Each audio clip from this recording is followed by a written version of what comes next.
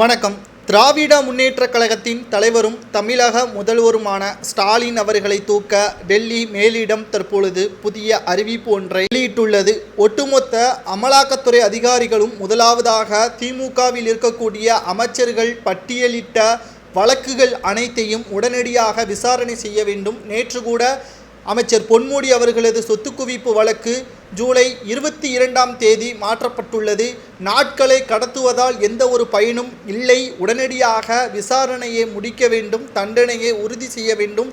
இதற்கு முன்பாக பொன்முடி அவர்களுக்கு 3 ஆண்டுகள் சிறை தண்டனையும் அவரது மனைவிற்கு 3 ஆண்டுகள் சிறை தண்டனையும் உயர்நீதிமன்றம் வழங்கியது. இதனை எதிர்த்து உச்சநீதிமன்றத்தில் மேல்முறையீடு செய்தார். சரியான ஆதாரங்கள் எதுவும் இல்லாத காரணத்தினால் இந்த வழக்கு சரியாக அவருக்கு ஜாமீனும் வழங்கியது.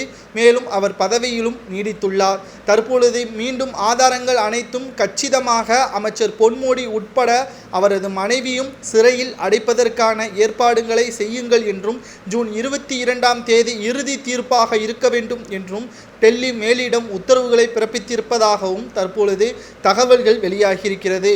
ஒட்டுமொத்தமாக திராவிட முன்னேற்றக் கழகத்தில் இருக்கக்கூடிய ஒவ்வொரு அமைச்சர்களது வழக்கையும் உடனடியாக விசாரணை செய்ய வேண்டும்.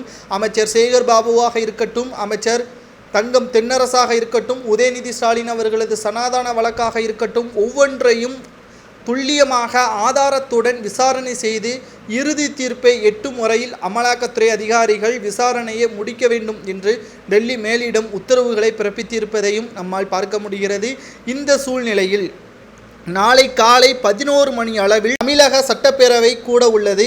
ஜூன் 21, 22 மற்றும் 24ஆம் தேதிகளில் மானிய கோரிக்கைகள் மீது பேரவையில் விவாதம் நடைபெறும் என்றும் தற்பொழுது தகவல்களும் வெளியாகியிருக்கிறது. மாலை 5 மணி முதல் 8 மணி வரையும் 2 அமர்வுகளாக பேரவை கூட்டம் நடைபெறும் என்றும் கூறப்படுகிறது.